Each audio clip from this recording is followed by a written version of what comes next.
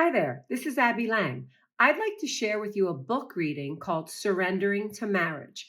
What I like most about this book reading is it really talks about the fact that we are in control of our own happiness, that we can't point our finger out at our partners, at their behaviors that they're doing in our relationship. We have to be the ones who bring our best to our relationship and our marriage. I hope you enjoy this passage. What I seek in marriage is what Jacob Needleman speaks of in a little book on love, a miraculous sense of coming home. Home is where we can let down our guard.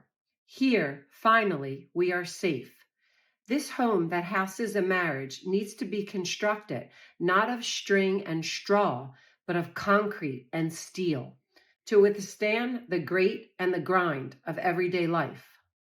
The marriage house must be invincible enough to survive the centuries-old human condition of lusting for what you haven't got.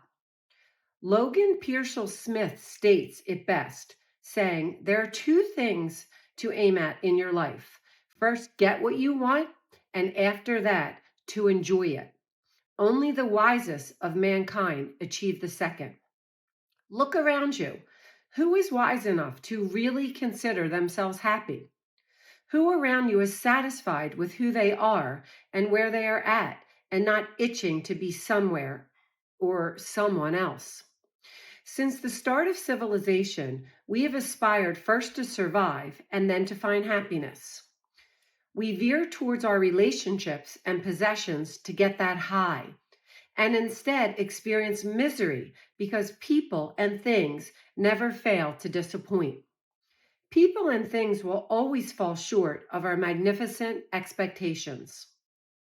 Buddhist masters wag a finger at us, warning us that we're looking in the wrong places to find bliss, that happiness is a construct of the mind, not something you get or are owed from the world. In the Dalai Lama book, The Art of Happiness, His Holiness states, I believe that happiness can be achieved through the training of the mind. By bringing about a certain inner discipline, we can undergo a transformation of our attitude, our entire outlook, and our approach to living. In fact, whether we are feeling happy or unhappy at any given moment often has little to do with our absolute conditions, but rather it is a function of how we perceive our situation, how satisfied we are with what we have. If you maintain a feeling of compassion, loving kindness, then something automatically opens your inner door. Through that, you can communicate more easily with other people. And that feeling of warmth creates a kind of openness.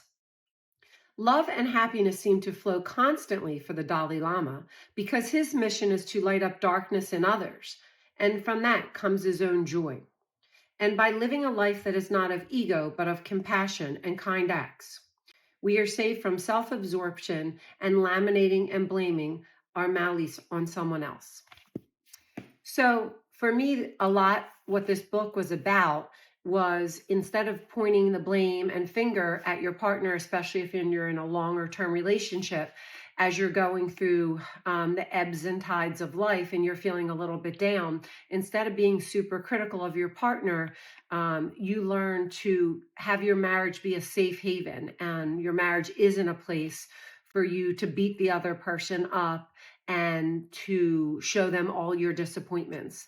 You need to work on your own inner happiness and then bring that to your marriage. And the analogy in the beginning, when they talked about that your marriage has to be, I believe it was like a concrete house, it always has to be strong and stable with no leaks ever going out.